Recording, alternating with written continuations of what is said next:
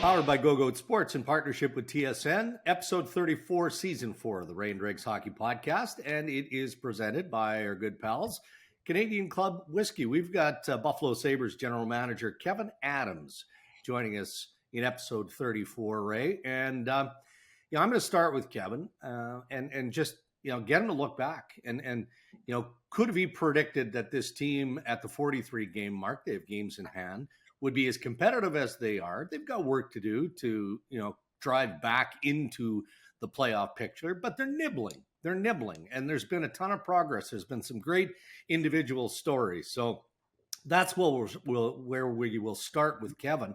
A regular guest for us, Dave Nonis of the podcast.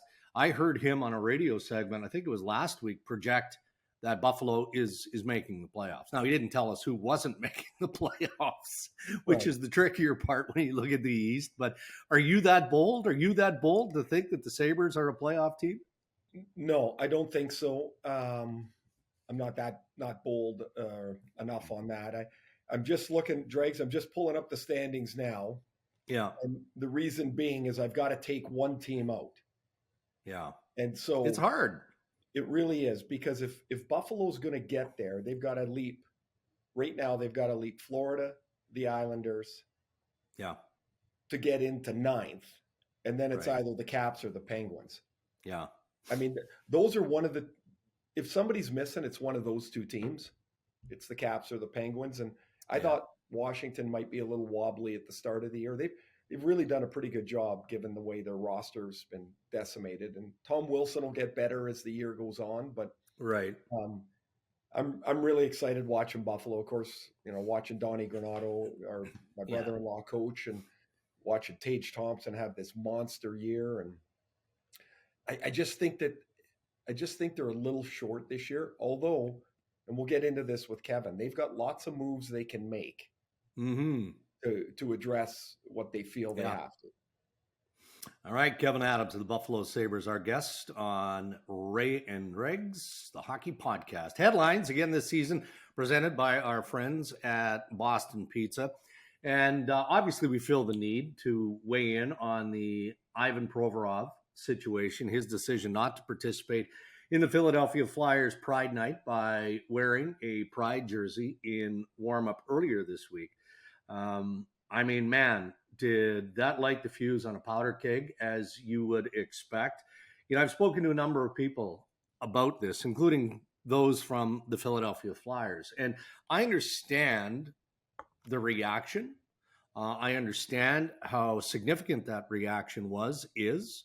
To a point, I can appreciate the Flyers' position on this, Ray, to allow Provorov to have a freedom of choice. And it's not like this was knee-jerk and Provorov woke up the morning of and said, hey, by the way, guys, I'm Russian Orthodox and my faith dictates that I can't wear that jersey. I can't participate in this ceremony. They talked about this at varying levels for a week. And most important to me anyway, Ray, is that Scott Laughton, James Van Riemsdyk, the leaders of that Flyers dressing room, went at Provorov several different ways as a teammate, as leaders, tried to encourage him to reconsider. And we're hopeful that he would reconsider basically, right before warmup. And he didn't do that. I guess the one thing that I was reminded of from someone inside that room, Ray, inside that Flyers room is, do we learn from this? Can this pull us closer together as a group, this experience? We know Laughton and JVR do a ton of work in the LGBTQ plus communities, right? We know this. So as I was reminded, if the support for initiatives like this was 100%, guess what? You wouldn't need to have Pride Nights, right? You wouldn't need to have them. So I'm not for a second advocating, condoning, or supporting. I don't even respect what Provorov did. But the takeaway for me is that so much good is done by the NHL, by the players individually, stuff we never see about or read about. Let's not let one individual in the sea of good work done by the National Hockey League and the Philadelphia Flyers spoil all of what has taken place to this point. What about your thoughts? Well, I, I mean, there's so many ways to look at it, and you can, I found myself looking at it from as many different ways as I Yeah. could to try and get my head around it. Um, I got to be honest with you. I'm no expert on the Russian Orthodox religion. No, I no. just don't know, and Yeah. so I have to take him at his word that um, that is part of their doctrine, and that he lives his life by the Russian Orthodox doctrine. I mean, I don't know enough about it to cast Mm-hmm. a disparagement at it. Um, the Flyers are in a tough spot here in the sense that um, Patrick Burke and their group, the You Can Play group, Yeah. Yeah. they said that the Flyers are among the um, uh, most involved, one of the earliest um, supporters of their group, and yet here they are in the middle of this thing. To think that 700 players in the NHL or 1,500 players in Major League Baseball or however many are in football all think the same, or all are supportive of everybody's rights is foolish, because that's not society. And Mm. so this is Ivan Provorov's decision. It's also could have been the Flyers' decision that we're just not going to play you tonight. I mean, Right. that could have been the way to go as well. I mean, I don't support his decision, Provorov's Mm. decision, but it's his decision. And Yeah. so we all have to get our heads around that one person doesn't grenade the whole thing. They really don't. No. It's his it's his view.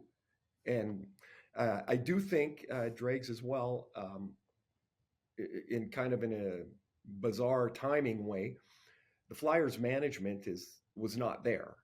They're at their scouting meetings, and so the entire grouping of management was not Mm. in Philadelphia, and so it kind of all came to a head, and it left the players and John Tortorella kind of like, it's just us. And Yeah. so this is what they decided. When I saw that he wasn't going to go for warm up, I was like, oh boy, this Yeah. is this is going to explode and inflame and agitate people that have legit complaints, that they have legit concerns about this, and they should. Mm-hmm. But I can't support Provorov. Um, but it is a way, perhaps, to take a look forward about what's the next step. You're right. If it was 100% agreement, there would be no need for special supportive nights, because it would just be there. This is Yeah. a great example again of why these nights are so valuable. All right, Ray. From a tough situation, not just in Philadelphia, but around the league, to the ice. Steven Stamkos scores his 500th plus and records his 11th hat trick. So 11th career hat trick. It comes at the expense of the Vancouver Canucks. But I don't know. Do you want to lump Tampa Bay, New Jersey together? I mean, these are teams that are on 5-game winning streaks right now. So clearly they're making noise and they're solidifying their spot in the Eastern Conference, even though where they're positioned as high as they are in the NHL standings, it's hard to make ground because the teams ahead of them, excuse me, are playing equally well.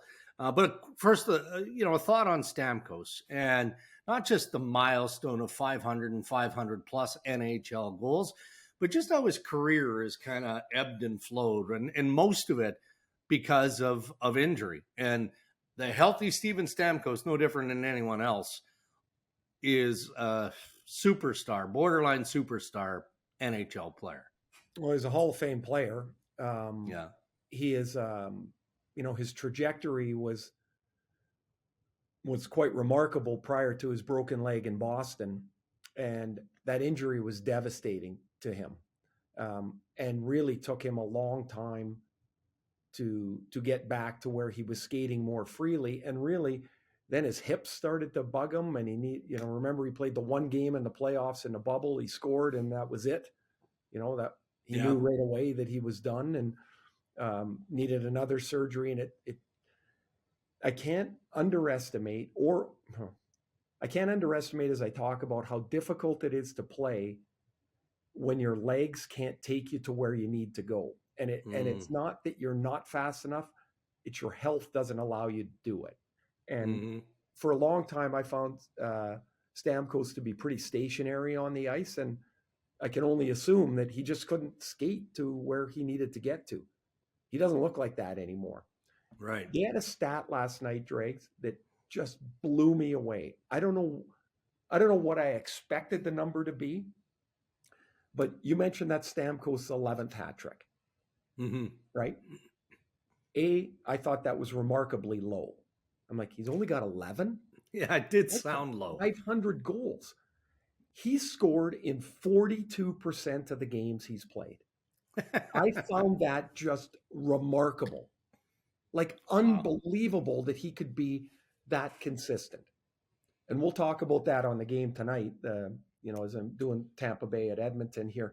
I just find that remarkable, his consistency. There's also one other thing they had. He was the 8th player in history to score his 500th goal on a hat trick.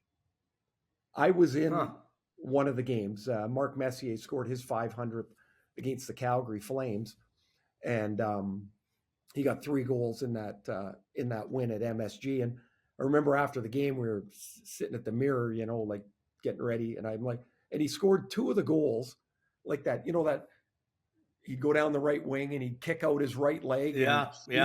And I remember saying to him, do these goalies not have a highlight tape? Like, you've scored the same goal 300 times. And he just, you laughed, right? But so it's a remarkable thing. Those guys were at goal 497 and they got 498, 499, 500. Stamkos, 500, 501, 502. Back to the two teams, though. If you take away Boston, which, they've got 5 losses this year. Yeah. It's unbelievable. But you go from Carolina's got 9 losses, Devils have 12, Toronto's got 11, Lightning got 13, and the Rangers have 13. Those are regulation losses. The top of that conference is murder. I know. Like, they're going to be, like, that first round is going to be a calamity again. Like, getting out in a bad way, though, right? Yeah, because these good teams are getting punted. They're getting punted early. That it's almost like, I'm not a great college basketball fan, but the first weekend of March Madness is so good.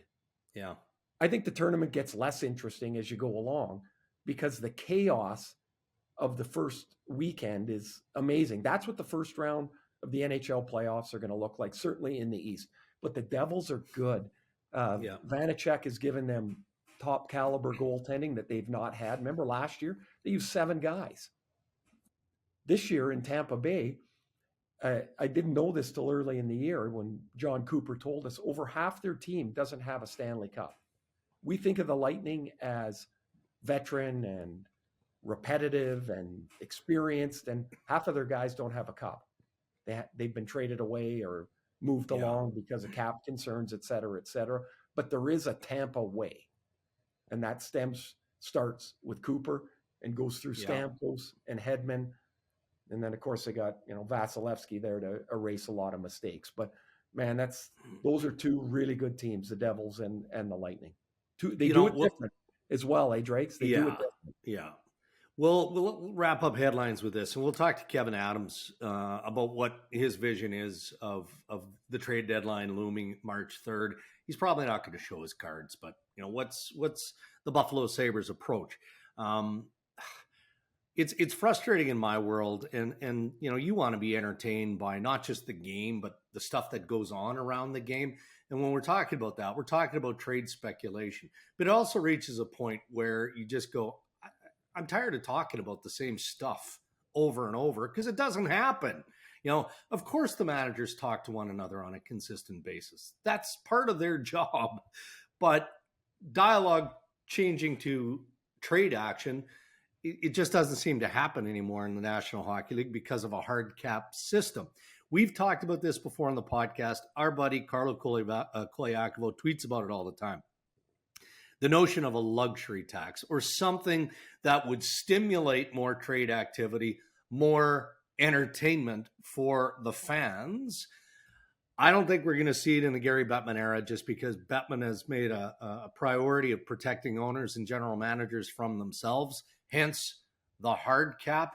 But has it reached a point where the league, from, again, an entertainment perspective, Ray, desperately needs something to inject that type of creativity and flexibility to allow these deals to get done well in advance of the deadline? Well, I'm frustrated by it too, but I'll start from the league's perspective. You can't underestimate, and I think you might know Carlo's kind of an emotional guy. Oh, you might know this. Like from Bills to Leafs to everything. Yeah. So, like, he wants to blow the system up. That's not going to happen. No. But from the league's perspective, the pandemic cannot be overlooked in that a lot of the problems, I believe, stem from contracts that were signed before the pandemic, assuming the cap was going up on the projections that they had, and then it got smashed with a steamroller. And so the cap has been flat. Like, people say flat cap, and I don't think they take the implication of what that really means. There's no growth, but the contracts are still on the cap that you'd already signed before the cap flattened out. So that's why I think the league will be really reluctant to do anything, because they'll say, look, after next year, the cap's going to go up X number of dollars, then X plus number of dollars. And they'll tell you that there'll be more flexibility. Yeah. The one thing that I'd like to see, right? Yeah. The one thing I'd like to see, though, and I think, I don't think you need to change the system, because that's a far more involved, longer negotiation. I've been a proponent to take one salary and be able to franchise cap that salary. So each June 20th or 25th, because free agency starts on July 1st, each team designates one salary for that year that comes off the books. So it might be Connor McDavid this year. It might, but then Leon Draisaitl comes up for a contract and he leapfrogs him. So it might be Leon Draisaitl the next year. It doesn't have to be the same salary all the time. But each June 25th, you can take that salary and put it in to your franchise tag. If you do that, that gives you another $12.5 million of cap room. Owner, if it's McDavid, owners can do it or not do it. Doesn't matter. Yeah. Up to them. It still keeps the salary floor in the same place. It keeps the salary upper limit in the same place. But you're allowed to take one salary and take it outside the player pool and put it in this franchise tag. To me, it opens up space, it opens up flexibility, and it doesn't decimate the system. I like it. And Carlo and I have gone back and forth on a luxury tax. He's a proponent of a luxury tax, so then you enhance revenue sharing, so it balances the haves versus the have-nots. For me, that gets a little bit more complicated. And then I also ask, okay, well, what's the give back that Bettman is going to request? To alter the system to that point, you know what he's going to ask for. Okay, guaranteed we'll eliminate guaranteed contracts. That's a given. All right, buddy. Headlines, once again this season, presented by our friends at Boston Pizza, thanks to BP. Interviews on Ray and Dregs this year brought to you by Canadian Club Whiskey, who are asking, are you over beer? Why not try a refreshing CC Ginger Ale next time you're having a drink or you're watching a game?